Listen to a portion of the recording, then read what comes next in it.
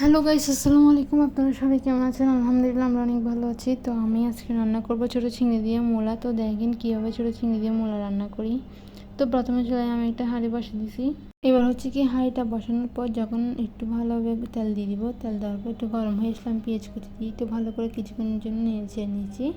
তো দেখতেছেন কিছুক্ষণ পর নেড়ে দিলে আমার পেঁয়াজগুলো একটু হালকা কষানো হয়ে আসবে। তারপর আমি এখানে দিয়ে দেবো 1 টেবিল চামচ আদা বাটা, 1 টেবিল চামচ রসুন বাটা। তো আমি এখানে 1 টেবিল চামচ আদা রসুন বাটা দিয়ে দিয়েছি। তারপর একটু পেঁয়াজের সাথে ভালো করে নেড়ে নিয়েছি কিছুক্ষণের জন্য। তারপর আমি দিয়ে দিলাম এখানে স্বাদ মতো 1 টেবিল চামচ লবণ। তারপর দিয়ে দেবো মশলা। আমি হলুদের গুঁড়ো দিয়েছি, মরিচের গুঁড়ো দিয়েছি, ধনিয়ার গুঁড়ো, জিরার গুঁড়ো, সবগুলো দিয়ে একটু ভালো করে নেড়ে নিয়েছি। তারপর অল্প পরিমাণ পানি দিয়ে দিচ্ছি যাতে মশলাগুলো পুড়ে যায়, মশলা কানে যাতে চলে যায়। অল্প পরিমাণ পানি দিয়ে একটু ভালো করে নেড়ে নিয়েছি। তারপর দিয়ে দিব ছোটো চিংড়িগুলো, দেওয়ার পর একটু ভালো করে নেড়ে নিয়েছি। তারপর নেড়ে নেওয়ার পর যখন মশলা কষানো হয়ে যাবে আমি মূলাগুলো দিয়ে দিব। মূলাগুলো আমি আগে থেকে কেটে দিয়ে ভালোভাবে ছিলে পরিষ্কার করি। সবগুলো মূলা দিয়ে একটু পানি দিয়ে দিব, তারপর যেহেতু জল করে রান্না করবো সেজন্য।